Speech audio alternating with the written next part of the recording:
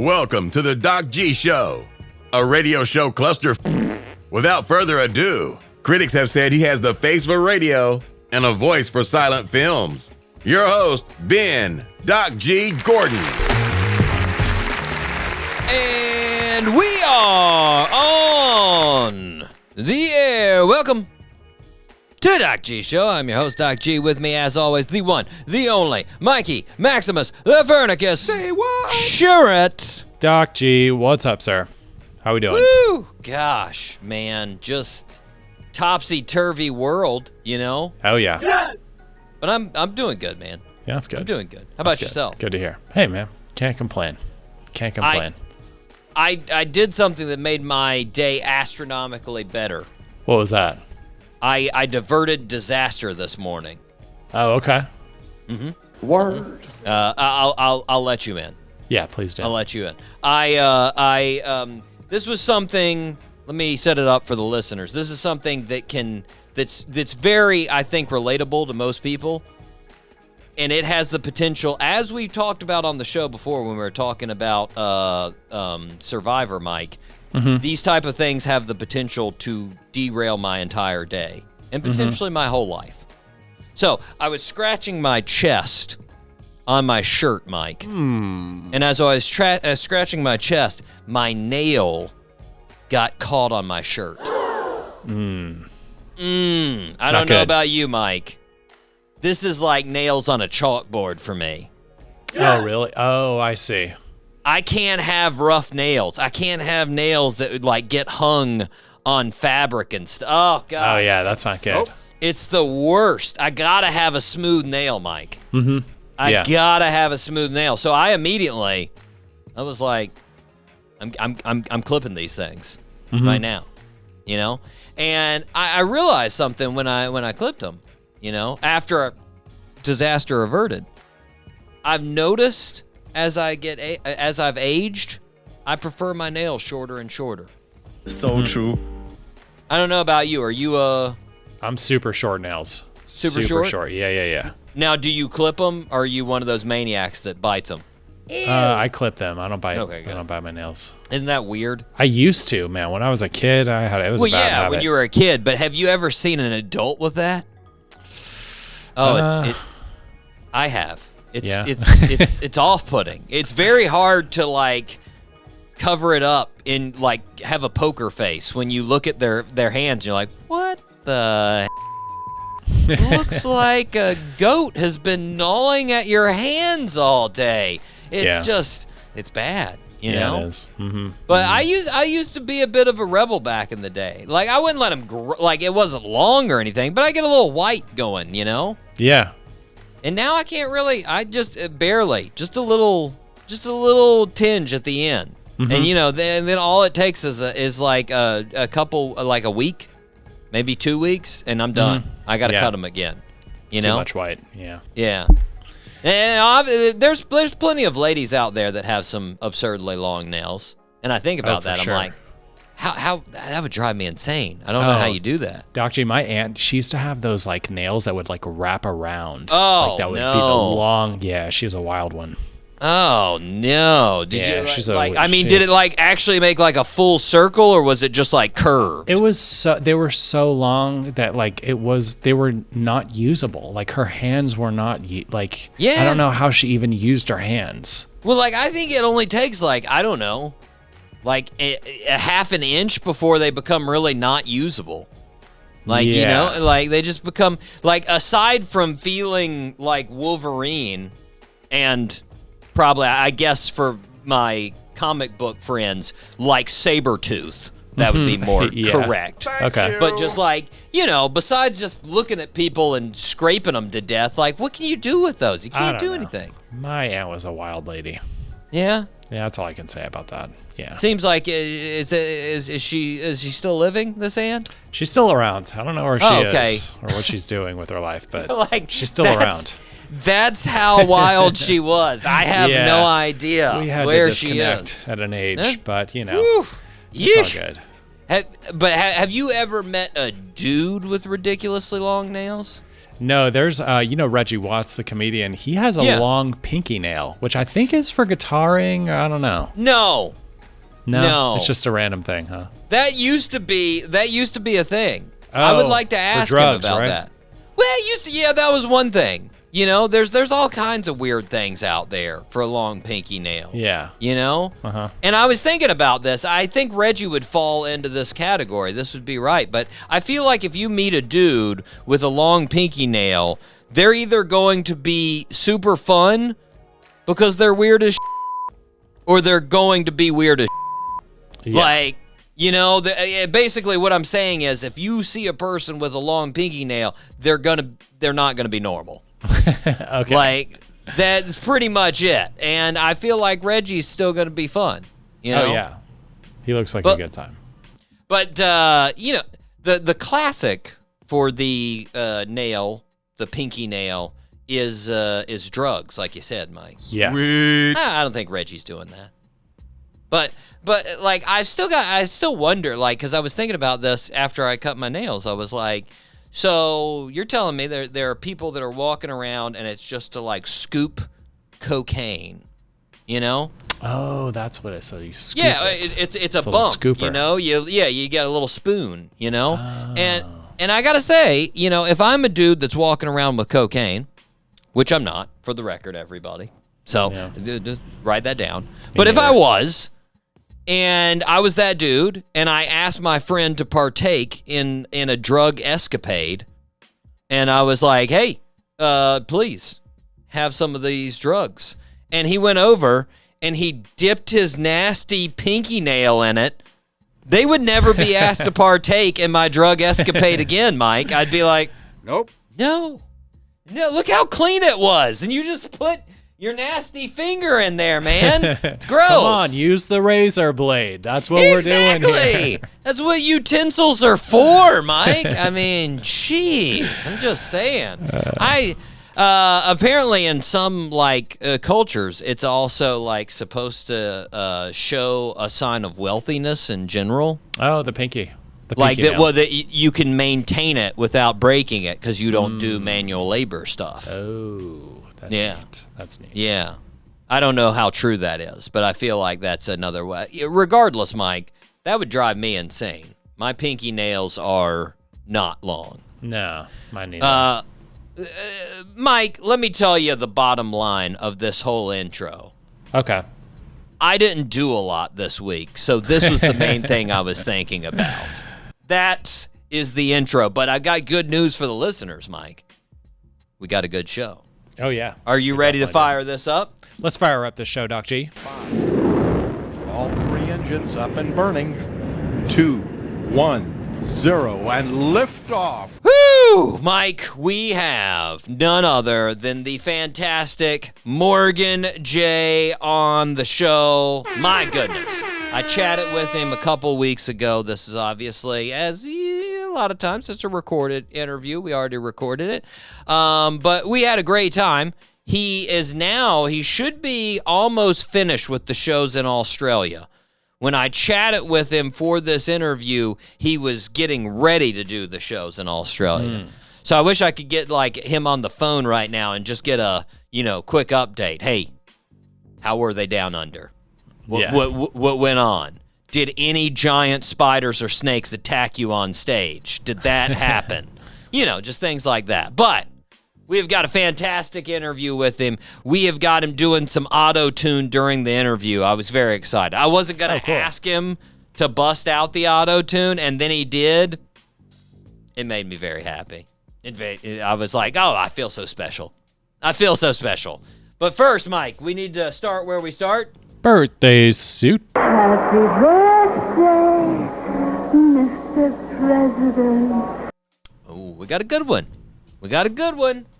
I think you can get this. I'm almost positive you know this guy. Right. I would be very surprised because literally over 1 billion people in the world know this dude. I know for a fact they know this dude. Now, do they all know his name? I don't know. But they know the dude. That's where I struggle. They know the dude. So here we go. Born on July 17th in Baltimore, Maryland, our birthday suit wearer started his acting career playing snapper Foster on The Young and Restless. But then hit a big break when he was cast as Michael Knight in Knight Rider. Then in 1989, he starred as Mitch Buchanan in Baywatch. Along with his acting career, he had a massive music career in Europe, especially Germany. His single, Looking for Freedom, went to #1 in Germany and Switzerland. Name that birthday suit wearer. David the Hoff Hasselhoff. The Hoff, David Hasselhoff. Happy birthday, David Hasselhoff. Yes. Yes, Mike. Woo! Mike, I got to say, and you know this is a lot coming from me, but he played the most impressive lifeguard ever to walk the earth. Yeah.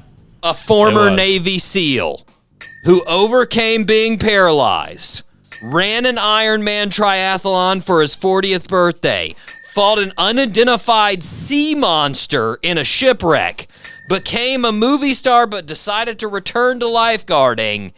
Yes, Mike. And over 1 billion people watched that and said, yeah, I believe it. And believe me, Mike, there was no other reason that they watched Baywatch besides David Hasselhoff. No other reason that I can think of. I don't know of any, right? It was all for the Hoff. It was only for David Hasselhoff. A slow beach run?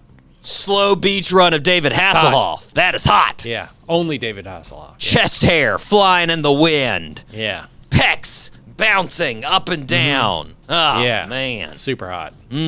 Turning 72, Mike. I looked at a little Hoff Instagram before today's show. Yeah? He seems like he's doing good. That's good. He's keeping pretty fit. He spends a lot of time in Europe, you know, because that's where his bread and butter is, you know. They want to see him perform like every night, you know. So doing like music, obviously. Music, I guess, just entertainment. Slow runs across the stage. I think he just goes. I mean, honestly, I saw some pictures of where like he was in the lifeguard getup with the little buoy board. Oh wow, I was totally joking. I know cool. you were, but that's cool. I don't know what he does with it. Maybe he just comes out and goes, "Remember this, guys? All right, that's all I got." And then just goes into a song, you know? Or maybe he does some, like, beach-themed songs with it. I don't know. Anyways, happy birthday to the Hoff, turning 72. Mike, you ready to rip some headlines? Let's rip some headlines, Doc G. It's now time for Rip from the Headlines. Okay. I've got a headline here from Business Insider. Quote, I got married at 18 to my boyfriend of 6 months to help pay for college. It was the worst decision I ever made. Yeah. But you got to be honest. I don't think we need an article for that. It's pretty obvious. The only way that could have been a worse decision is if at the end of that statement you followed it by, then I killed him. And be like, oh, yeah, it went down. Okay. Went down a notch. That was worse. All right, Business Insider. That was, getting spicy with the articles. Got shady. Mike, do you have a worse decision of your life? A worse decision of my life? Yeah. That's a tough one, you know? You always think like, oh, no, everything has been great. I wish I would have stayed in New York just a couple more months. Okay. Maybe a couple years. I don't know if that was worst decision, though. You know? Moving away. Yeah, I don't know. Yeah, I don't really, I don't have a really bad decision. Mine's more of a culmination, a sum of decades of subpar decisions. Yeah, that's more of mine too. Yeah, for sure. It's like a death by 1,000 cuts, or in this case, average life by 1,000 not so good decisions. Yeah. That's a good way to look at it, yeah. You know, I don't have one. I didn't do this lady. I wasn't like, hey, you know what? Let's get married to this random person and then have them pay for my college. What? Come on. That's obviously going to be a bad decision. Mike Slate coming in with the hot Slate article here. Quote. Okay, Doc T, hold on. I'm sorry. I did buy a Toyota Yaris. That was a terrible decision. I will say that might have been the worst decision of my life, a Toyota Yaris. That's it. That's all I I like how that came to you late. Wait, the Yaris was horrible. The Yaris was a terrible investment, terrible car. Wish I would have bought that car, but yeah. Other than that, I love it life. I like how that was a late decision. Oh God, the Yaris just came flashing back. Yeah, no, I remember now. I blocked it out. I've repressed this memory. How long did you have the Yaris? Like 3 years. Those things are teeny, man. They're weird. The speedometer is in the middle of the dashboard. That's not automatically good. goofy. Yeah. That was a terrible car. They stopped making them, and for probably lots of good reasons. Yeah, should have just gone with the Prius, Mike. Should have hit the Prius, Got the Prius, yeah. Should have went with. Anyways, Mike, sorry. I'm glad you've overcame that bad decision. Yeah. I'm glad you've overcome it. Real quick, I'm sorry, but you know what else? When you pay for the car, I bought it at CarMax. Now it's a waterfall. Wait, I've got another bad decision. When you pay off a car at CarMax, you know they just give you a receipt, that's it. There's no celebration. There's nothing. I mean, Mike was like, I wanted a certificate. Seriously. And I wanted a pie. Come on. It was very uneventful. Anyways, I'm sorry. That's it. I'm sorry, stop. Mike. I will stop. No. You asked. You needed to rant a little bit, and you realized that the Yaris single-handedly destroyed your life. I understand. Worst investment. Mike, but back to Slate. Slate came in with the, I feel like a typical great Slate article here. Quote, the problem with the inescapable Haktua girl phenomenon. Haktua. Here we go. I read that article title and I was like, the problem? As in one? There's like 1,000 things wrong with that situation. That's a fact. Nothing in that situation makes any sense or is a solution, Mike. Like, that's like writing the problem with giving cocaine to your dog. But there's nothing, there's a lot of things. That's a dog. Don't give him cocaine. Like, what is, of course there's nothing right with that. It's ridiculous, Mike. Then I read the article, and it was basically just a culmination of like, hey, why are we so fixated on this lady? And I'm like, yeah, okay. And, I get it. But I will say, Mike, they brought up something in the article that I saw as well that was well over the top here as far as the old Haktua girl. There's a Rolling Stone article that interviewed her, interviewed Haley, the Haktua girl, and in the article they say, quote, she is a charming Gen Z Dolly Parton. Gen Z Dolly Parton. Mike, I'm sure the Haktua girl is a lovely lady. For sure. But in what way is she like Dolly Parton? No Aside from being from the same state and having blonde hair, how is she Dolly Parton? Like, yeah, I don't see it at all. did she make some of the best songs in country music? Is she an unbelievable philanthropist that gives millions of dollars away? Does she have her own theme park? No. The answer to all of those questions is no. In reality, Mike, she said something goofy and funny when she was drunk, which means she's much more like the 7 million other people in Tennessee and not like Dolly Parton. No, not at all. Just ridiculous. Yeah. Have you seen any more Haktua updates since we talked about her, Mike? I did finally watch her official street interview. Okay. That's it. That's all I could do. Yeah. And you had a little chuckle, didn't you? Yeah, I mean, I guess it I didn't really. I just watched it with a pretty straight face. I mean, yeah. Well, I mean, after you've heard it so many times too, Yeah, as far I as guess little pieces and whatnot, it didn't really come out of left field to you, you know? Yeah. It's it's one thing. That's it. Yeah. I think now on this show we're good on Haktua, Mike. Yeah, for now. Until she writes Jolene, the Doc G show is done with her. So until she steps up to the Dolly Parton plate, we're good. Mike, you know Michael Douglas? Oh yeah, definitely. Yeah, great movies there back in the day. Yeah, for sure. Haven't seen any recently. No. I can't think of any that he. But I mean, back in the day, Basic Instinct, Fatal Attraction, Wall Street, Romancing the Stone. Anywho, Michael Douglas was on one of our favorite shows to get news, Mike, The View. The View, of course. Mm-hmm. And the ladies on The View ask him about he and his wife, Catherine Zeta-Jones, and them playing. Still married. Still married. Still going strong. They've been together for a while. They seem happy. Yeah. But they ask him about they play golf together, and they ask him what she made him do when he loses a game, and he said, "quote, whip it out, drop trowel, and whip it out." Huh? What? Isn't that what should happen if he wins the game?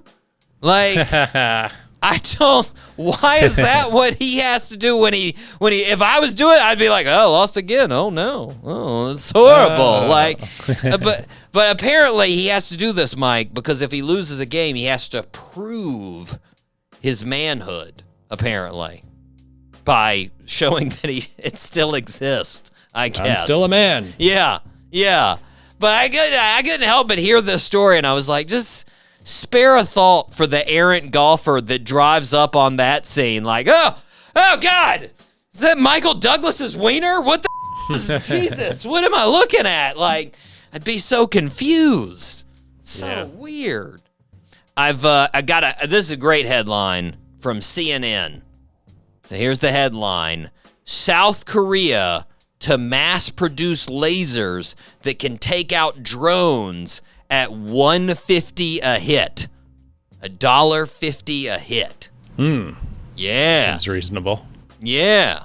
And I got to say, Mike, this headline is like the perfect stereotypical future headline. Like if somebody from 1978 read that headline, they'd be like, yeah, laser warfare, drones. That sounds like 2024. I bet they all have flying cars and eat pills for food. Like, just, it just sounds perfect. But I'll also say $150 sounds a bit expensive, Yeah. In the movies, weren't we always promised unlimited lasers? Yeah. Like, it's not like in Star Wars, the stormtroopers were getting ready for battle. Like, guys, just remember, we're not out there wasting lasers. Not telling Darth we wasted 5,000 trying to kill Chewbacca, all right? Only on target. Let's go. Like, just, I don't know. Seems like you could do it for... Apparently, it's from literally, the electricity, charging it. Oh, okay. Yeah. It's crazy. Lasers are so powerful. How much do you think a lightsaber is per minute in Star Wars? Well, I mean, in Star Wars, that's the thing. It's wireless, so you'd feel. I guess it's the charge as you're going. I don't know what the charge is, but Mike, the weapon is called Block 1 system. Pretty simple. Block 1 system. The South Korea Defense Acquisition Program described it in a press release, and they said, quote, "It is invisible and noiseless, does not require separate ammunition, and can be operated only when electricity is supplied." And I'm guessing they meant like relatively invisible, Because if they've got an invisible laser machine, they really undersold it in that headline. Yeah. Oh, by the way, you can't see it. Anyways, what? Wait, what? That's amazing. We got to see that again. Anyways, Mike, they're doing it because North Korea is sending a lot of drones their way. And so they're trying to find an economic way to just zap them out of the sky. And they found one. Yeah. And this is the economic way. 150. Pretty cool. Yeah, Pretty not cool. Bad. Not bad. Mike, do you know Mike Gundy? No, I don't. Mike Gundy is the head coach of Oklahoma State University football team. Got it. Mike, go ahead and Google him real quick. Mike Gundy, Gundy. All right. Let's got a good nice mental mullet. image, right? Yeah. Got a good image. Now, okay. So, I don't know if you saw this, and I'm guessing you didn't since you said, but Mike Gundy, the head coach of Oklahoma State, raised some eyebrows with his comments this past week, Mike. One of his players was arrested for DUI, and the reporters asked him if he was going to be punished for the DUI. And Mike Gundy explained, no. And he said this during the interview. He said, I've probably done that 1,000 times in my life. And which is fine. I got lucky. People get lucky. That was his quote, Mike. Interesting. And Mike Gundy basically said, hey, in case you weren't already stereotyping me as the drunk hillbilly who supports drunk driving, let me open my mouth and remove all doubt. Here you go. Like, what's next? One of his players is going to get caught having sex with his cousin, and he's going to be like, that's all right. We all do it. It's fine. Don't worry about it. He just got caught. Cousins need loving, too. It's good. Like, just get out of here. Need loving. Mike Gundy's ridiculous, man. So true. Mike, this one, I got excited about this one. This one's good. I don't know if you saw this, but Ben and J-Lo. By the way, there's so many names that we could have used for them together that they didn't really use, I was thinking about. I mean, I know it's low-hanging fruit, but you could just go with BJ. They could just be a BJ, How great would that be? Or, if you want to elaborate it out, they could be Benjin. Benjin? Yeah, Benjin. Okay. Sort of like Benjamin, but just sort of shrunk in with Ben and Jin. Benjin. Ah, yeah. Okay. Yeah. But anyways, I'm just spitballing. They officially got rid of their house, Mike. Well, they didn't get rid of it. They put it on the market. Okay. So their $68 million mansion is now officially for sale. All right. Not only did they put it up on the market, Mike, they put it on Zillow. Zillow. Okay. It's on Zillow, Mike. I went on Zillow and looked at it. And I'll be honest, I thought when I went on Zillow, it'd be easy to find. I was like, I'm going to go on Zillow. I'll look in Beverly Hills for the $68 million mansion. I didn't realize there would literally be 7 other mansions listed for exactly $68 million. Oh, wow. And I was like, what the heck? That's $500 million in houses. Mike, you could take all the houses in my zip code and it wouldn't be worth $500 million. Anyways. That's wild, man. Oh, it's wild. There must be. It's a lot wild. For sale. And now then I thought about it, Mike, and I was like, now that I looked it up on Zillow, I'm going to get their emails from them letting me know, hey, next steps on your $100 million mansion in Beverly Hills. Oh, Zillow, let's face reality. That's not going to happen, man. Mike, do you want to hear some features of the house? I would love to, yeah. Okay, here we go. It's 12 bedrooms, 24 bathrooms. So 24. 2 bedrooms per bedroom, or 2 bathrooms per bedroom. That's good. Not bad. That's good. How much square footage do you think it is? Ooh, I'm terrible with the square footage, Doc G. I don't know how much a mansion is. 38,000 square feet. Wow. Yeah. 12-car garage. You got a basketball court. You got a pickleball court. Fully equipped, fully stocked gym. Stunning zero-edge pool. Boxing ring, Mike. Boxing ring. They got a boxing ring in there. You think they ever got in that boxing ring and that's how they... They should have. They could have released a little anger, I feel like, there. Could have gotten out. And I feel like J-Lo would have kicked but, Probably. They also, Mike, this is wild, a 2-bedroom guardhouse. So on the edge of the, the lot, they got their little guard tower there to check people in, and that you don't even have to talk to the guards because they got their own house to live in. Yeah. Nice. And it's a 5-acre lot, Mike. 5-acre lot. So there you go. That's what you get for $68 million. Although I will be honest, I looked at the previous sales, and man, that has been a house that they have really tried to make some money on in the past. They really, somebody jumped in like a 3-year period. They were like, I'm going to sell the crap out of this thing. And they went from like, they bought it for like, I think it was like $20 million and tried to sell it for like 105. And then you just saw it drop every like, couple of months. But anyways, they put it up for 68, Mike. They bought it, I think it was around like 50 something, but they did a lot of renovations. They did do a ton of renovations to it. Now Zillow estimated the monthly mortgage payment for any of you interested. I was going to ask you. Thank you. Monthly mortgage payment, a cheap $440,000 a month. $440,000. Not too bad. I don't know why I was thinking like $20,000, $30,000 a month, but yeah, that would be not nearly enough. Just a cheap $440,000, Mike. No big deal. Wow. No big deal. Anyways, Mike, we are going to take a break. We are going to hear one of Morgan's songs here. We're going to hear Friend Zone right here on the Doc G Show.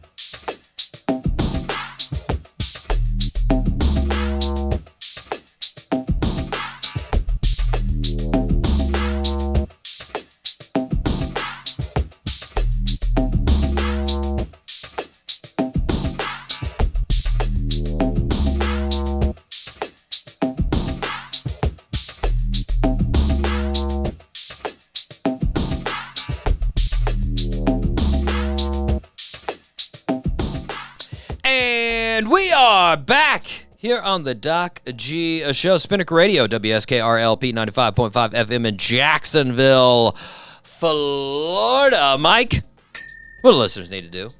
Well, Doc G, if the listeners feel like the show is a positive way to waste their time, they should please subscribe on all of the socials. We're on, you can also listen to the podcast through some of the socials. YouTube. Technically, Spotify is a social. SoundCloud, all that stuff. Subscribe wherever you get your podcast. It's a cost-effective way to support the show. And if you are feeling extra generous, please leave us a review, a 5-star review, preferably. Mike, you were just putting everything into the bucket of social. Yeah. I almost said like Instagram, but that's not where you can get our podcast. You can, but it's not. You'd have to. You're going to go through Apple, or you're going to go through SoundCloud once you get on Instagram. So might as well go to Apple or Spotify or SoundCloud. Straight to the source. Yeah. Mike, don't worry. I fixed the disaster. There you go. Listeners, if you're listening, I don't think this is actually getting on there. I can't hear it. Okay. I might be able to increase the volume. But if anybody can, I am filing my nail. You won't like what you're hearing. I'm filing my nails, listeners. It's an important second disaster averted. Okay? You got to make sure those things are smooth. Is there some ASMR for nail filing? I'm sure. That's got to be one. That's got to be one. I can't stand those videos, Mike. Like any ASMR. I just don't like it. I don't like the loud, isolated noises like that. Don't need it. Especially on the food ones. I really can't stand it on the food ones. Where all the food, food influencers, they'll take a bag out and it's like they pull out and you're like, what? Why? What? Just normal microphones. But anyways, disgusting. Mike, we need to thank the regulars. We do. Let's see. I need to get my diaphragm in proper positioning to try to get this here. Shout out to Jacksonville, Florida, Columbia, South Carolina, Radford, Virginia, Gainesville, Florida, Frankfurt, Germany, Anoka, Minnesota, Ashburn, Virginia, Piracai, Brazil, San Diego, California, Dublin, Ireland, Boardman, Oregon, Genoa, Italy, Richards, Texas, Barcelona, Spain, Winfield, West Virginia, Biloxi, Mississippi, Tulsa, Oklahoma, Peoria, Illinois, Katy, Texas, Toms River, New Jersey, Olive Branch, Mississippi, Asheville, North Carolina, Los Angeles, California, Spartanburg, South Carolina, Athens, Georgia, Baton Rouge, Louisiana, Chicago, Illinois, Boynton, Virginia, Fort Lauderdale, Florida. I sort of ran out there, Mike. I don't. Nice. I thought. I thought I could get it all in one breath, and then when I couldn't, I fell over. That's a fact. It was like I was at 350 meters into the race and just died. Sorry.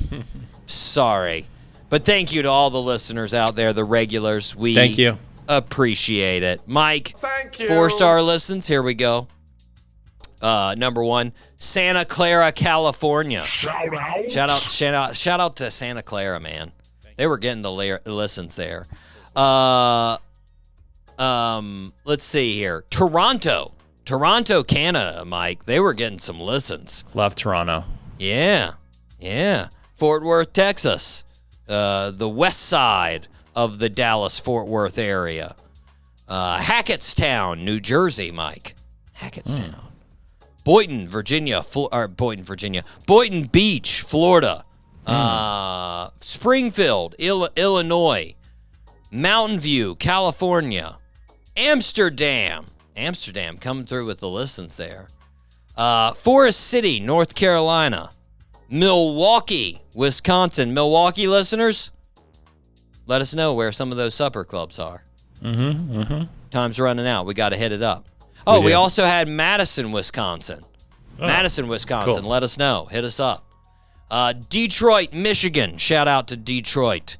Melbourne, Australia. Shout out. And lastly, Rattenberg. I think that's how you say it. Probably not. Rattenberg, Germany. There we go. There we go. Mike, we are going to take a break, but we are going to be right back with none other than Morgan J. right here on the Doc G Show.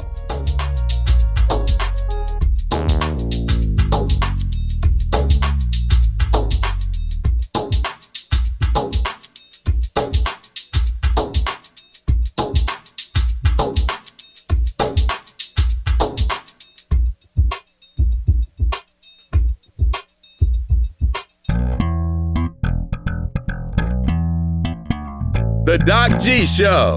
Because sometimes you need something playing in the background. Every Wednesday at 7 p.m. on 99.5 FM, Spinnaker. This is 95.5 Spinnaker Radio. WSKR-LP-FM, UNF Jacksonville.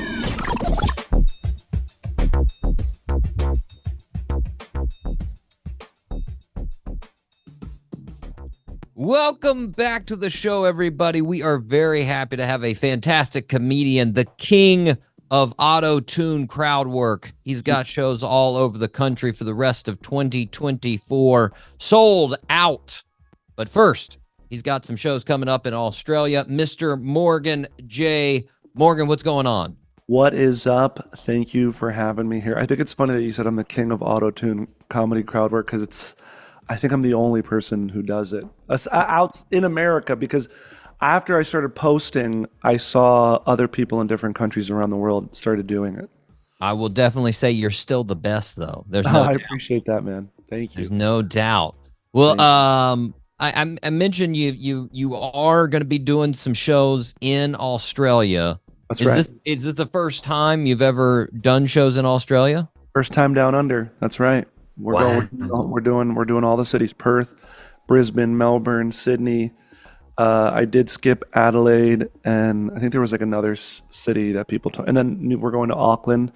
People told me to go to Wellington. I mean, there's only so many cities I could do, I feel like, before you oversaturate, you know? Well, I saw you didn't have Perth on there at first, right? That was like added. Yeah, I got a lot of comments that were like, when are you coming to Perth? When are you coming to Perth? Why isn't Perth on here? And despite people's advice not to go to Perth, I added a Perth show. And I will say it was the toughest show to. Meanwhile, here I sold 3 shows out in Melbourne, 2 shows in Sydney. I could do more shows. Perth, they didn't pull up like they said they would. It took a while to sell that out. I'm disappointed in them. I'm gonna be honest. Was that the reason people were saying hold on, or was it like some kind of scary West Coast Australian animals? It was more like logistically. They were just like, look, Australia's a really big continent. It's really tough to go coast to coast and hit all these cities. It's like, the distance from Melbourne to Sydney is like going from, LA to San Francisco. Even though it's like an hour and a half flight, it's like a 6 or 7 hour drive. Ooh. And then going from going from Sydney to Perth is like a 5 hour. It's like going cross country in America. So, it's a big country, dude. It's a big. Yeah. Oh yeah. Oh yeah. You think? So What do you think? What do you think the crowd's going to be like in Australia?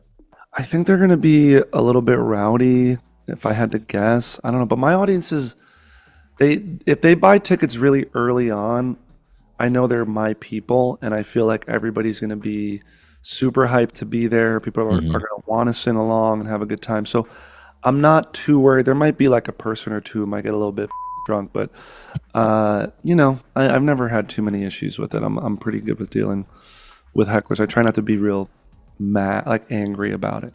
I got to shout out the bodybuilder dude you had a couple of months ago there in Portland. The guy that you asked to take the shirt off, and like in the first second he took his shirt off. He really wanted to show it off, and I get that. I get You it. could tell that was the funniest thing to me was how psyched he was. Like, it's He was the waiting. second you said Take your shirt take off. your shirt off, he was like, Ready. like I've been waiting my whole life to take my shirt off. Thank God, I have a platform now. and give him credit. He was pretty Yeah. pretty ripped. Yeah, he had the bod to show off, and we can't, hopefully he got some that night. Well, crowd work is a lot of the Morgan J show experience. Like if something happened crazy and like you get to a venue and a few minutes before you get ready to go on, the venue tells you like, yeah, you can't do any crowd work. Like, would that just throw everything off completely? What would you do if that happened? No, it actually wouldn't throw anything off. To be honest with you, I've been doing this 17 years. The crowd work is what I show online. Think of those as like commercials for the whole hour-long show. My first special is like, it opens with a little bit of crowd work, but it's about 6 or 7 songs. The second special is, I believe, like 7 or 8 songs, some of which don't have any crowd work in them at all. And then in the new hour, I do 20 minutes of stand-up. If I really needed to, I could do a whole show of stand-up, and I could do, so I don't need to do the crowd work, but it's because the audiences love that the most, that when I do write songs, I incorporate them into every song. And if I had to take the crowd work out, I would just sing the song. You know what I mean? The show might be a little bit different. It might not be what crowd. I'd say if there's a club that tells me not to do that, then they're messing up, because that's kind of why people bought tickets. Oh yeah. So,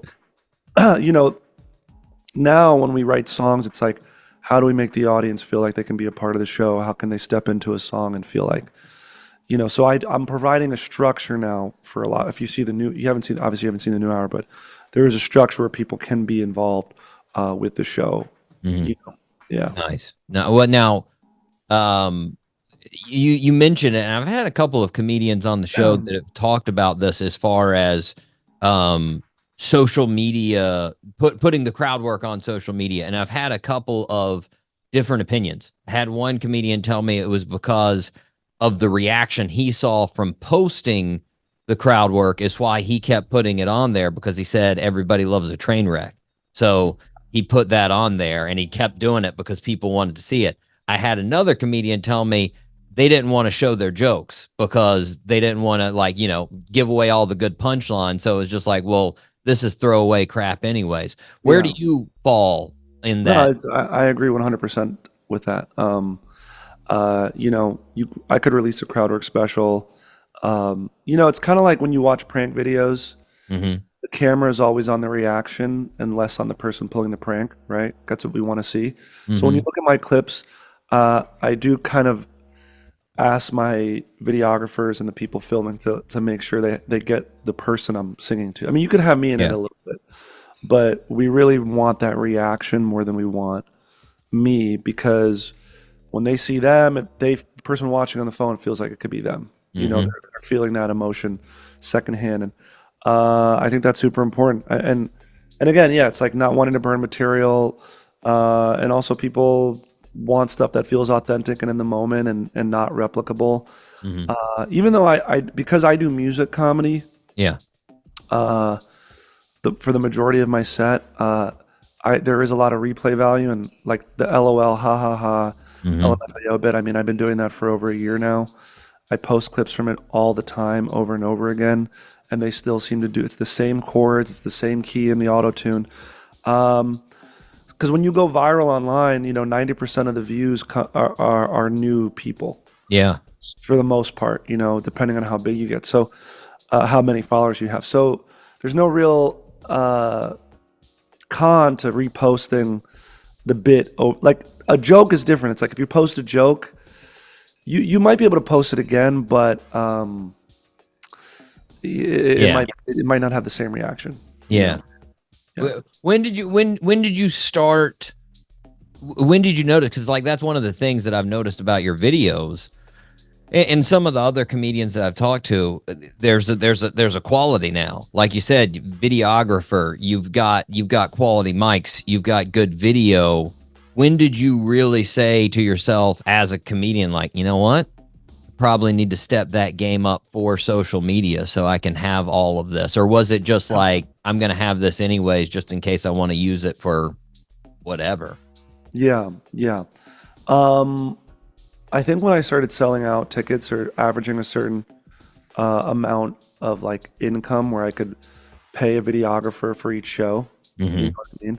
Essentially investing in the audio was rule number one, and I see it so often with comics posting. It's like, just buy. I don't have it upstairs, but buy a Zoom recorder that plugs directly into the venue's soundboard.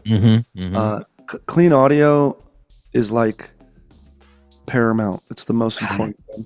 That's what I want. I want my co-host to hear this. My co-host is a stand-up comedian, and I was telling him, I was like, dude, you got to get the audio. That's the best part. The audio is so much it's the most important thing. Not to say that the quality of the camera isn't, but if you only had like $1,000 to invest in one thing, like let's say to invest in creating stuff, your audio would be the most important thing, because when you go to a movie, there's one screen and there's 10 speakers.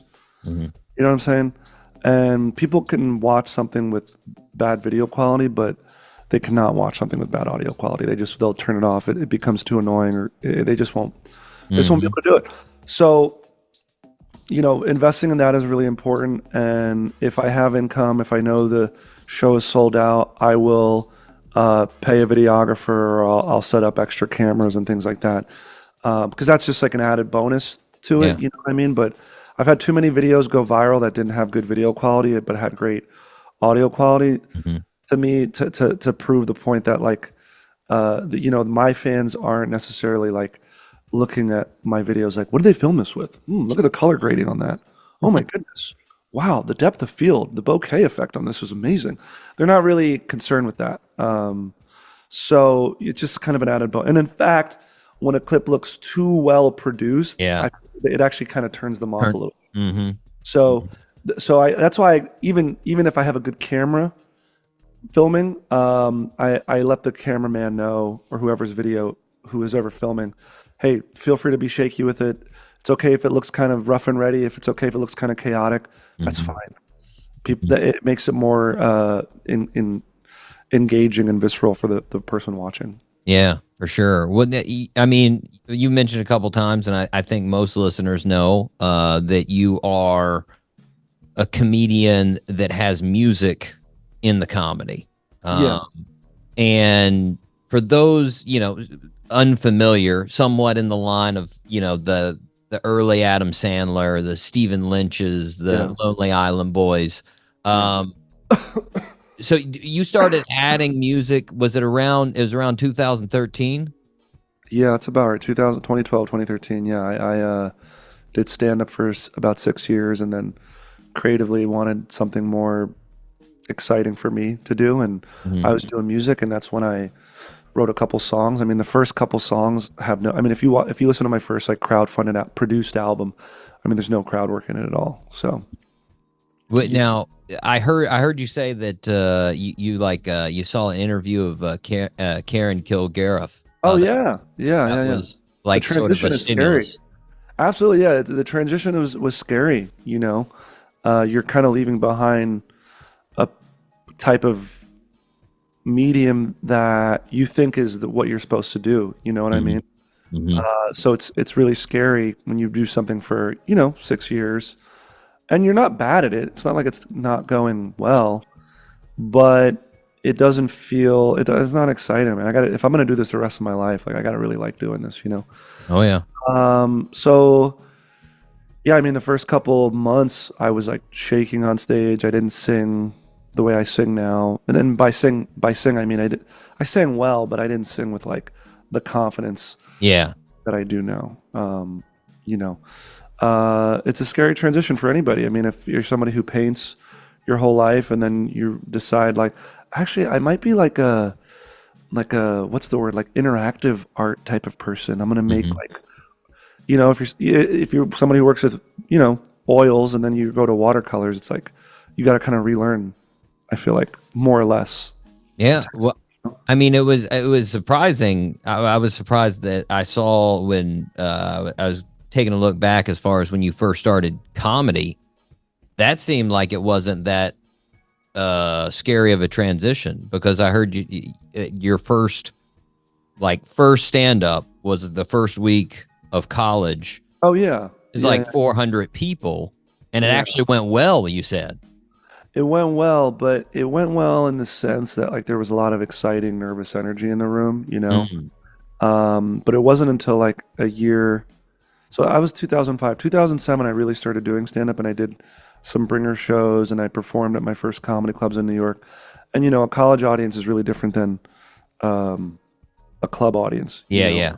And it's Professional audience. yeah, it's like it's tourists, it's adults, it's younger people, it's and then if you even go further than that, there's different types of rooms. There's black rooms, there's white rooms, there's like southern rooms, there's conservative or progressive or whatever type of room. And I mean, like, there's alternative comedy rooms, and it's like, you definitely a person can definitely shine in one of those rooms. But if you can really kind of be an all around good entertainer and kind of do well in all those types of rooms, you're gonna be able to sell tickets and have a fan base that's bigger than you could have kind of imagined. You know what I mean? I mean, and with that being said, I'll be the first to admit, and I say this in all the podcasts, like, I don't think my material is by any means edgy or kind of moves the needle or provocative. I'm not really diving into politics or race or religion or things like that. It's not like really divisive, and I don't know if that's a good thing or a bad thing, or if it's somebody would call it hack or whatever you want to say about it. But what I do know is people are buying thousands of tickets, and they're coming to shows, and they're saying it's the best show they've been to. And I'm just trying to create this kind of like space that people can be embarrassed and have fun. I don't know. It's I mean, something unique, to me, the bottom line is to entertain, and if they're being entertained, that's it. And along those lines, I mean, you make these songs that are comedy, but I heard you say that really it's a song first. Like it's important to you that it stands up as an actual song. You write that, and then it's the funny part. Yeah, because I mean, I have songs that I've put out, and people are like, "When are you going to drop this? When are you going to make an actual version of this?" I have this one song about having sex with aliens that people are like, "Dude, you gotta drop this. This is a bop. You need to drop it." And I'm like, I guess I could. I don't know. It feels weird, but I'll have to be more comfortable with doing that, Well, who would you say? I mean, I've heard you talk about some of your comedy inspirations. Who would you say some of your musical inspirations are? Musical. I mean, if we're doing music, I like R&B. Any really singer song. I mean, we just went to see James Taylor like a couple weeks ago. We saw him at the Hollywood Bowl. He's one of the most prolific like American songwriters in yeah. He was amazing. And on the other end, I like R&B stuff. I mean, Usher and Miguel. I mean, there's like a big influence in that, because I have songs that are very singer-songwritery, and I have songs that are very R&B, and we kind of run the gambit because I want a show that's kind of dynamic, especially for my audience who are really young. You need to like switch focus a lot for them, and that having a different type of music influence in the show is important. So, and as far as music comedy goes, I mean, you named a bunch of them: Adam Sandler, Stephen Lynch, Bo Burnham, Flight of the Conchords, Garfunkel and Oates are really great. I mean, there's Reggie Watts, I think, is a great one, and Mark Rebier is another one who's not quite comedy, but he's really entertaining, and he puts on more of a concert than he does a comedy show. But he is dabbling in the comedy world. You know what I mean? So he's a great example of somebody too. Oh yeah, for sure. Well, I mean, with your with the comedy, I know there's a stigma of that music comedy, and I've heard you talk about like people that have came to your shows that maybe like somebody brought them and they weren't excited about it, or it was earlier in your career when it was just it wasn't you weren't headlining. What about like other comedians and musicians? Do you ever get any like blowback from either one of those groups as far as what you do? Do you ever hear anything? Not anymore, because it's going well, right? Everybody wants to pay you, so you sell a bunch of tickets, and then people start to ask to open for you and stuff, So it's like, I mean, I think there's a little bit of a stigma. I mean, there has to be, because I think there are people that do it poorly. Yeah, and I think that's where that kind of stigma comes from. But I said this. I was talking to somebody about this, about how in the late 80s and early 90s, when they did these film comedy shows, they incorporated like a lot of variety acts. So there was magicians and musicians and puppeteers and prop comics, and there was stand-up too. I mean, so it was kind of, I don't know what happened. I don't know if comedians bullied these other acts out of these like showcase shows. Yeah, this Premium Blend was just stand-up, and John Oliver Presents was just like Bill Burr. Like something happened, I don't know, somewhere in the late 90s and early 2000s, where these showcase shows were just it was just stand-up, and then the only place these other acts could perform was like America's Got Talent, or not at all, to be honest with you, because you didn't see anybody like Gallagher anymore, or Carrot Top showing up, or even Stephen Lynch was like, after him, it was like Bo Burnham, and that was I feel like I never saw any other musical comic on there. Yeah. So I don't know. I think there is a stigma, but hopefully it will change. And I honestly think if you go to a show and there's a musical comic on the show, like embrace that, because I go to a lot of comedy shows now and I see the lineups, and it's like after watching 5 or 6 comics tell jokes, they sort of all start to blend together now. I've been having done this 17 years, and it's like really hard to feels like something is special and unique, Yeah, get a little variety. Yeah. I mean, speaking of, you brought up your special that's coming out, the new special. Yeah. Do you have any dates on that, or is that still being worked out? It's still being worked out. We have a couple of streamers who've came through and have watched my hour, and they're excited to see where it goes. And but I'm not really concerned as far as like where it's going to end up. I mean, I'm happy to put it on YouTube again anyway. Yeah. More people saw my last special via small clips on social media than they did watching the whole thing through. And I think it just sort of speaks to the way people consuming. I'm gonna if I have to do it myself, I'll do it myself again, and I'm not really worried about that. I think the machine is working, and I think we're going to be exploring a lot of other avenues of entertainment, But I'd imagine like 2020 next year at some point, Nice. And we are going to be doing sold-out theater shows on the fall tour, so I might be filming a handful of them, and maybe I'll cut between all of them, Very cool. So we'll Very see. cool. Well, Yeah. I mean, the last special, Live at the Village, like you mentioned, already out. Anybody that wants to watch it can watch it on YouTube. It's like already 350,000 views on the total. On the YouTube, on YouTube. Yeah, I mean, Yeah, on YouTube, and then the special before that has about a little over 700,000, and then, I mean, I'm happy where things are at, and the people will keep watching. We'll keep posting the clips. It's rolling, man, and you're doing it right.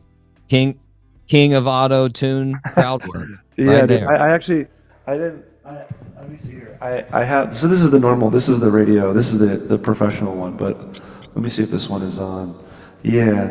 There we go. Yeah.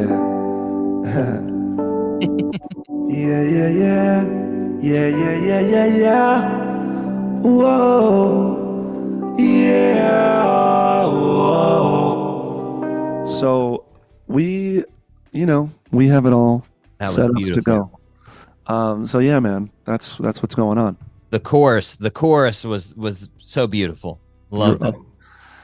Loved it. Yeah, thank you.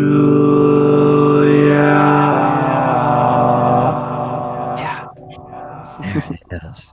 There it is. Well, Yeah, man. Morgan, I don't want to take up any of your time, man. It's been a pleasure talking to Thank you, you. brother. I can't wait for the shows coming here in America. We've got the last one of the year here in Florida with the Dania Beach show. Yeah, man. I think a couple of those are almost sold out, and then we have 2 on New Year's Eve. And it's I put South Florida on my website to fool people in Miami to come to the show. Because if I said Dania Beach, they'd be like, it's a 40-minute drive. I don't want to go there. But It's close. they can make it, dude. Oh, They 100%. can make it. You can yeah, make it a little fun trip up one, man, up Come A1A. on. Yeah, man. So those are going to be some fun shows. When I was in Miami back in November, I had a great time. So Oh, it's always a good time in South Florida. absolutely. Any of our listeners in Australia, make sure you check out those Morgan shows. They're already sold out. Maybe you can There skip might some be tickets. 1 or 2 tickets left, but other than that, I don't know. If you can't make it, make sure you check out the Live at the Village on YouTube.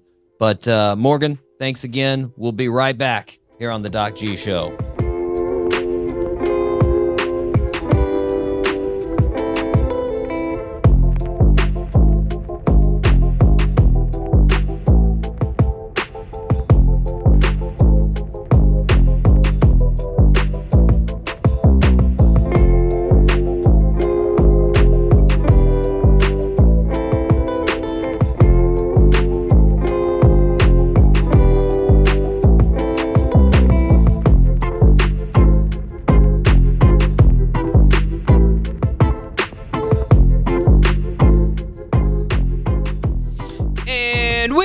Back here on the Doc G Show. You just heard Morgan J. My goodness.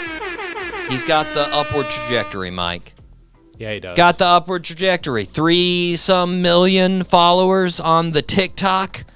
Over 1 million on Instagram. Wow. Yeah. Killing it. Got it going, man. Got it going. It's a reciprocal thing too, you know? He gets that going. It gets more people to the shows. The show people go to his social medias. They feed each other, you know? Yeah. I'm guessing that you have never thought of doing musical comedy. I don't have any musical talent. Yeah. So. I didn't know. I that's what I was guessing, Mike. But I didn't know. I didn't know you might. You know what? I did it once. I did musical comedy one time Yeah? with Preacher Lawson, of all people. Nice. I had a guitar and I was playing some random notes on the guitar, and Preacher was joking around, and good times. Did you actually know what you were playing? I don't think I knew what I was doing. I think I was like taking some bits and pieces of songs that I knew the beginnings of. Which But is I mean, mostly you all I know. actually had you actually knew what you were playing as far as like a chord, though. I don't know, man. I really don't. I have no idea. I think I think I may have, but I was. You're like, I don't know. I blacked out. I don't remember. I blacked out. Yeah, it was like my second year stand up or something like that. Hey, second, third you know, year. you were out there. You're doing it. The only reason why I know is because there's pictures of it on Facebook. Oh, there you go. And I'm like, what was I doing there? Like, I wish we would have got that on camera. Maybe not. I need Tough that watching. clip for social media. Bring it back. No, those old stand-up clips are tough to watch, Doc G. Oh They're yeah. tough. Oh Just, yeah. Gotta hone the craft. Yeah. I'll say I did some musical. It wasn't really like comedy, but I did some musical projects in high school that were Yeah. sort of comedy. Oh, okay. Like I made a rap about Australopithecus. Yeah, that was back That sounds in good. 12th grade, 11th grade. I made the beat on the drums. I did the beat. I made the rap. And then my friends Zach and Lee just came in with the Run DMC emphasis, on different notes. They would just say, they just repeat the lyrics. But yeah, it was dope. That's cool. and It seems tough to rhyme to Australopithecus. Australopithecus. Some of y'all might be dissing us. We're bad Oh. mother. I think I used bad mother and beeped it out. But I don't remember what I did after that. But I do remember that was the first that was the first bar right there. Nice. Yeah. Oh, it almost came to me, Mike. Oh, it would be classic. Everybody would love it so much. Trust me. Anyways, yeah, but that to me it's crazy because to me, Morgan was doing pretty awesome there with the regular stand-up. And he was just feeling unfulfilled. And he was like, I got to do something else. And he adds music to it. And I'm like, that just seems like a whole bunch of scary added stuff unnecessarily. Like, now you got to play right, too. You got to sound good. You got to be in tune. And no, thank you. No. I'll just talk. Yeah. That's a lot easier, Also, a lot more to travel with. A lot more. He travels light. I mean, it's just he goes one guitar, he goes one mixer, so it's not too much that he has to take, but still. But also, relying on the. I mean, he's probably playing high level places at this point. Yeah. But, To rely on their rely PAs and stuff. Yeah. Oh yeah. Trust me. Being in a band back in the day and having to work with the sound guy, the house tech, and you're like, oh Jesus. And This guy doesn't know trust what me, he's doing. every sound guy at every venue hates you and hates everything in life and doesn't care what you sound like and doesn't care if your band sounds like and if you do sound like he's not going to blame it on himself. He's going to be like, it's all them. They didn't do it right. Nah, Wasn't me. It's their fault. Wasn't me. Plus, he's not on stage, so he doesn't care. Anyways, that was my negative about sound guys. I don't have to worry about offending sound guys because I don't work with them ever. So there you go. Yeah. Who cares? Mike, we need to move on to the fastest growing segment in the world. Mike C. Top 3. That is correct. And this week, chose a very good topic for us. Best Tom Cruise movies. Yeah. Top 3. Top 3. Top 3. Now, do you want to do honorable mentions last? We'll save them. I've got one. I don't think. I've got a couple. I don't. There's We'll save quite them. a few. Yeah, We'll save them. We should save them. We'll save them. Because I have some weird ones that are definitely going to be probably in your honorable mentions. Yeah. My top 3s are not. Well, I've got weird ones too. And Okay. let me Cool. let me explain my list, Mike. All right. So, to the listeners, to me, Tom Cruise is the 1980s. Okay. He did an amazing job in other decades. We all know the Mission Impossibles and the other thing. But to me, that was peak Cruise, was 80s Cruise. Yeah. That was his decade. And I had to go, all 3 of mine are 80s Cruise. They are They are 1980s Tom Cruise. And I'm not going to lie. 2 of them definitely do not deserve to be anywhere near a top 3. But they're 80s movies, and 80s movies don't make sense. They don't have great plots. They have ridiculous characters, but that's what makes them awesome, Mike. Yes. That's Agreed. what So makes true. them awesome. So I had to go with them. So Cool. I'll update you guys. I looked at the Metacritic top 3 Tom Cruise movies, and I also looked at Rotten Tomatoes top 3 Tom Cruise movies. And my list, none of the same. Not anywhere close to what they had. Not even in the same ballpark, Mike. So, my number 3.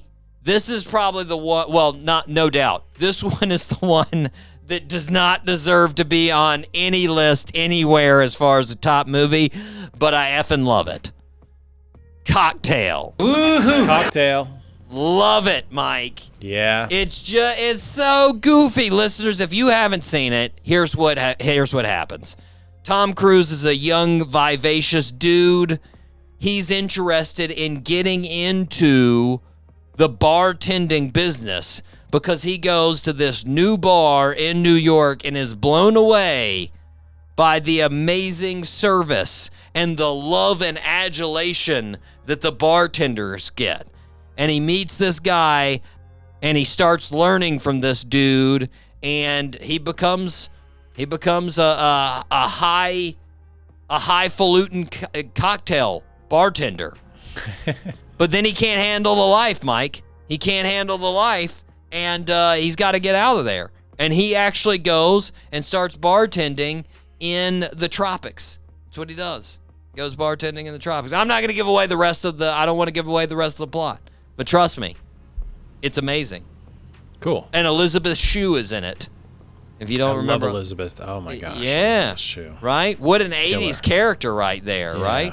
What an She 80s was. character. There you go. So that's my Yeah. number 3, Mike. Cocktail. Makes no sense. And by the way, on Metacritic and Rotten Tomatoes, literally the very last Tom Cruise movie rated on both of those lists. The last one. 43 out of 43. That was it. All right. What's your number 3, Mike? My number 3 also doesn't make sense. And just that I chose this movie and like as a movie itself, but Minority Report. Oh, Minority Report, yeah. Not bad. I mean, Yeah, it was an interesting movie. I thought he did well in it. there's some folks that really like it, man. Yeah. There's some folks, I think, hold on just a second.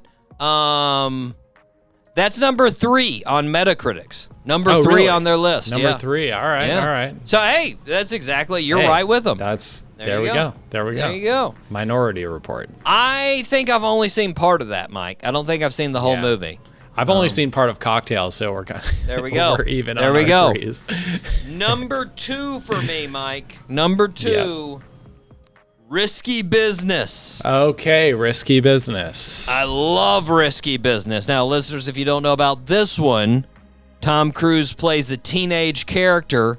His parents are away from home, and he gets caught up in the prostitution business. Yeah. Complete 80s plot. Why is a teenager in prostitution? Who knows? Does that make sense at all? No, it doesn't. But it's awesome. And he goes sliding across the wood floor in Famous his scene. underpants and his socks. And it's awesome. Mm-hmm. It's awesome. With the Bob Seger cranking in the background. By the way, Mike, that was actually like the highest on the Metacritics and Tomatoes list. That was like 8 and 12 on their list, respectively. Okay. So that's pretty high up there. Yeah. Yeah. Yeah. Okay, Mike, you're number 2. My number 2 might be your number 1. Rain Man? Nope. No. Nope. That's on my honorable wow. mention. That's on my honorable mention. I loved Rain Man. Great Rain movie. Man is pretty great. I think I have to put, I would say it's probably like this for you, but it's all because of Dustin Hoffman, man. Yeah, he definitely kind of makes the movie. Plays such a great autistic character. Yeah. You know? He's just Yeah, such he did a great. awesome dude. I mean, the fart scene. Oh, so good. Mm-hmm. Just so Yeah. many classic spots in Rain Man. But yes, that's on my honorable mention. Rain Man, great movie. Also interesting, Hans Zimmer did the soundtrack for Rain Man. Hans Zimmer, of course, is He didn't have very any well-known composer. Yeah, he didn't have any mega tracks on Risky Business or on Rain Man, I got to say. There weren't any, there weren't any bangers like in like Pirates of the Caribbean that he just Yeah, got. no, nothing like that. But You know, still, yeah, still fun fact. still. Mike, my number 1. My number 1, and should be most people's number 1, Top Gun. Top Gun. Top Gun. And Yeah. Mike, I gotta say, I'm a little offended by Metacritic and Rotten Tomatoes because they had it 32 and 30. What? Top Gun should be in the top 3 simply for introducing the world to Kenny Loggins' Danger Zone. Come on. Highway to the Danger Zone. We don't have that song if it's not for Top Gun, Mike. That That's song true. is amazing. Facts. And you just watch that movie and try not to want to be in the Navy's Top Gun. Try. Now, I have multiple people that have been through Top Gun that I actually know that let you know it is nothing like that in real life. Absolutely zero things are true about that. But it makes me want to be in it. Yeah. Not right. I mean, up until the point that I'm like, ooh, I'd have to, do physical things and get shot at and risk my life. Pass. But, up until that point, the great thing about Top Gun, Mike, is just so much great imagery. Just so many scenes of him going down the beach on his awesome motorcycle with the palm trees, them playing volleyball with the shirts off, them, doing the lessons, learning about evasive moves, all of them sweating in the shady workroom, twirling their pins. Oh, it's just imagery, Mike. It's awesome Very well imagery. shot. Yeah, Very well and then you got Iceman in Val Kilmer's full glory with a sweet 3-inch flat top. Oh, so good. Yeah. So good, Mike. Anyways, Mike, I will stop waxing poetic. What is your number one? My number one, War of the Worlds. Wow. Kind of I didn't see that one coming. Yeah. That was not on either list in the top I love three, that Mike. movie, man. He's zapping. The aliens are coming down to Earth, zapping people, just turning them That's into true. dust. I should have It was a known. cool movie. I should have known. It did have aliens. That will draw Had in aliens. Mike. That I will love draw in aliens. Mike. I love disasters. Oh my gosh, Godzilla versus King Kong. Doc G, did you see this? I did not. I did not. perfection. Me, I'd much rather have Godzilla come out and be like, you know what? I'm just gonna hang. I don't need to destroy anything. I'm good. That would be an interesting just type sort of Godzilla movie. Like a crocodile. He just sort of hangs out there in the water, just half exposed. Like, Yeah. should I do anything? Nah, I'm not gonna do anything. I don't need to do anything. Godzilla movie between disasters. Yeah, Yeah. we gotta see that. We gotta see more of what's his day to day like. Downtime. Downtime with it. Because we all know he can't have that much energy. Yeah. But anyways, Mike, our honorable mentions. I got a couple. So Rain Man, we already mentioned that. Of course. Tropic Thunder. Yeah. He has a small part in Tropic Thunder, and he's Yeah. definitely insane. But that's the thing that I love about Tom. He's not afraid to go full, He goes full on into that character, and he sells it. Rex Grossman. He is amazing at it. A Few Good Men. Oh, Few Good Men. You can't handle the truth, Mike. That's a good one. I want the answers. You want the truth? I want the truth. You can't handle the truth. Oh, my gosh. Great so scene. good. Yeah. Mission Impossible. That was good. But I'll be honest. I stopped watching after a couple of ones. There's that's on both lists, on the Metacritics and Rotten Tomatoes. Number 3 is Mission Impossible Dead Reckoning. And then number 1 is Mission Impossible Fallout. On both of the lists, Mission Impossible Fallout is on the list. Yeah. Okay. Yeah. So which one? That was apparently Mission Impossible Fallout came out in 2018. Okay. Dead Reckoning So that was the one that came out in 2023. Yeah. I didn't watch either of those. Nah, me neither. Yeah. I think I've only seen Mission Impossible 1. Yeah. I think that was the only one. Yeah, I it's pretty watched. much I'll watch. Top Gun Maverick, though, I did watch, and that was on Rotten Tomatoes. That was number 2 on Rotten Tomatoes. Oh wow. Yeah. Yeah, it got a lot of good press. Which I A lot gotta of people liked say, it. not as good as number 1. Sorry. No? It's great. Nope. It was nice. It had Jennifer Connelly, and she's super hot. yeah. Good for her. But and it has Glenn Powell in it, and Glenn Powell's super hot. Good for him. CGI Val Kilmer, right? CGI Val Kilmer, but it just it was not number one, man. It wasn't Top Gun, the original, so much better. So much. No, not so much better, but better. Yeah. Okay, where did I leave off? Oh, two more. Color of Money, amazing. And then Last Samurai. Last Samurai was very, very close. I made a game time decision that I told you we're going all 80s movies, so I kicked Last Samurai off and brought in Cocktail. But if I hadn't decided to make that all 80s decision, Last Samurai is actually a better movie. I fully recognize Last Samurai being a better movie than Cocktail. Because Last Samurai, have you seen it, Mike? Last Samurai, no, I never watched that one. Oh, I'd recommend it. I definitely recommend it. It's a jam. At first, I thought like they were trying to pass off Tom Cruise as a Japanese dude, and I was like, this is gonna be sort of dumb. But that's not what it is. He's not. He is a Civil War veteran that fought in the western part of America that is then brought to Japan to try to train their army in the ways of Western military. But he realizes while he's there that the samurai are such an impressive warrior, and it's not because they are not, civilized enough to go to this new way of fighting. It's because they respect the history, and it's part of who they are. And he actually lives with them and becomes this sort of like honorary samurai by the end. It's pretty dope. That sounds cool. It's a good movie, Mike. It's definitely a good movie. Let me guess your honorable mention, Mike. Yeah. Is it Days of Thunder? I almost I put that in there, but I vaguely remember watching that movie. I'm pretty sure I watched it. It's not, everybody. Again? It's not Days of Thunder. What is it? What's your honorable mention? Interview with a Vampire. Yeah. I used to be a huge fan. Like I read the books. And the books, the book Interview with Vampire was pretty dope.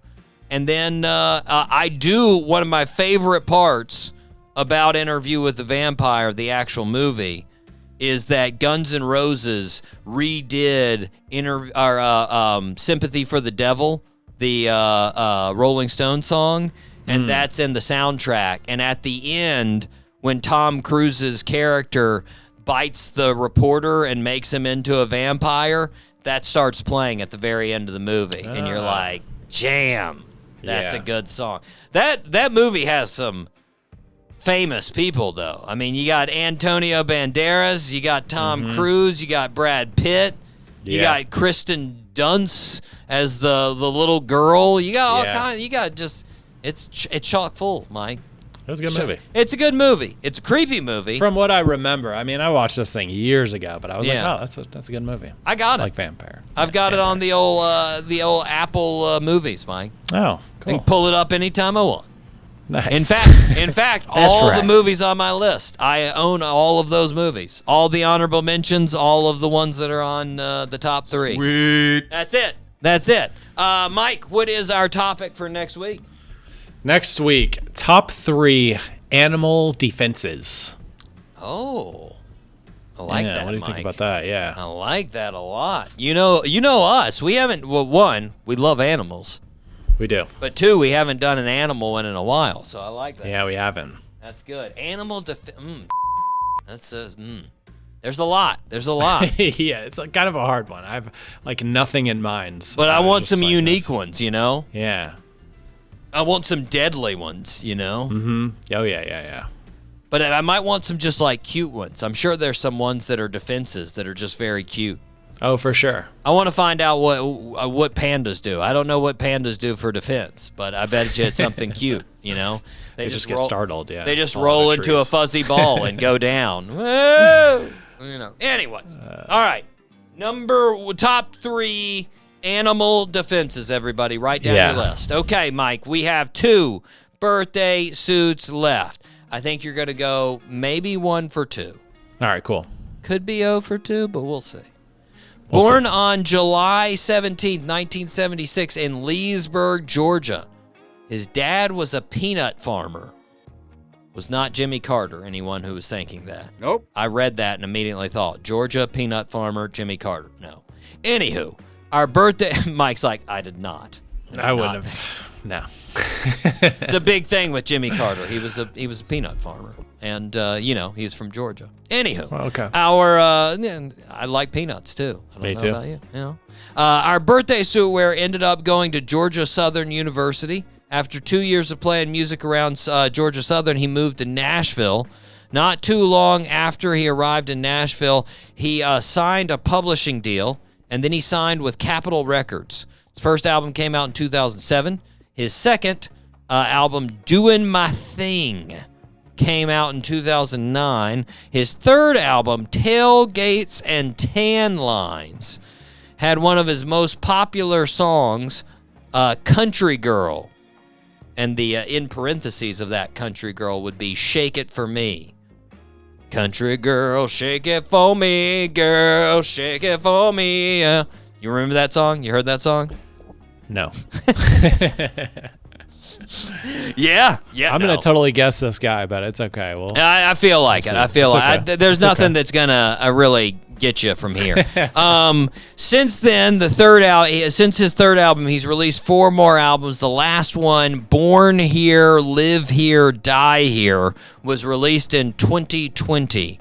He's also hosted several shows, including the ACM Awards and the CMA Awards twice. He also hosted one award show with none other than Peyton Manning. Name that birthday suit wearer. I'm just trying to think of like a country singer's name from that era. Brad Paisley? That's a good guess. He has done Okay, a lot of thank you. hosting, but no, it's not Brad Paisley. The initials are LB. Think fairly simple names with LB.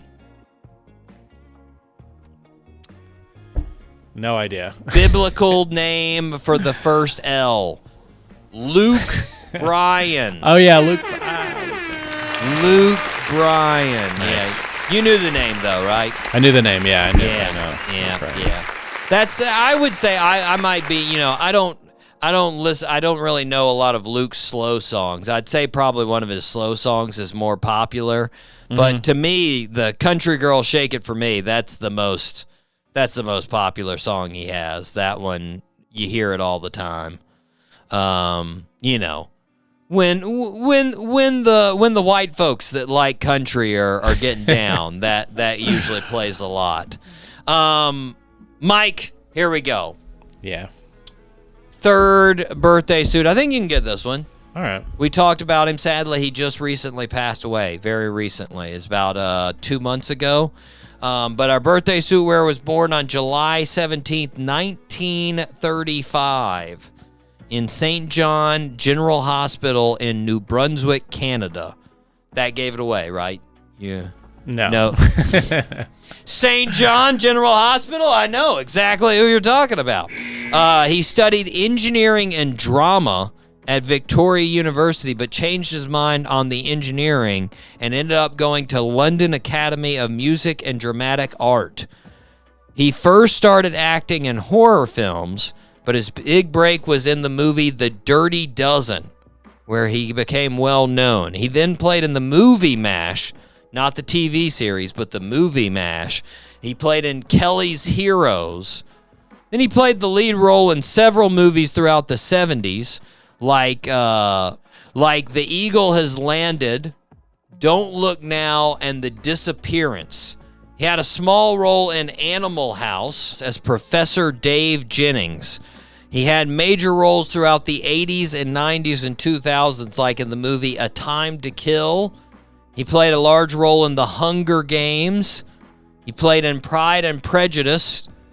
He played in JFK, and he played in my movie that was on my top sports movies, Without Limits. He was the coach in Without Limits. A birthday suit wearer continued acting until his death last month. He had a 6-decade career, which included Emmy Awards and Golden Globes. He had 5 children, including famous actor Kiefer Sutherland. Name that birthday suit wearer. Yeah, I don't know, Doc G. Well, think about Kiefer. What's Kiefer's last name? I know, but I can't, I don't even... No? Don't even No. know the first? Okay, I'll give you an No. initial. D. David? Donald Sutherland. Donald Sutherland. Okay. Donald Sutherland. Yes, sadly passed away last month, Mike, but he's a fantastic guy. Fantastic dude. He played a fantastic Bill Bowerman as far as the coach on Without Limits. Just a great one. But Mike, sadly, that was a little bit of a downer. Oh, yeah. You know He Donald. was, he was I know that guy. Yeah, you know that guy. What was the movies? I felt like he was in a movie that I would have known him from. Probably a weird one. Think about it, Mike, and bring it back to us on Previously on the Doc G Show. We'll get it. Yeah. We'll All get right. it. It doesn't matter. Yeah. Mike, we have to wrap it up for this week, but we have some fantastic guests coming. I told you some of those guests. I don't want to jinx a couple of them because we got to get the Pretty specific. cool.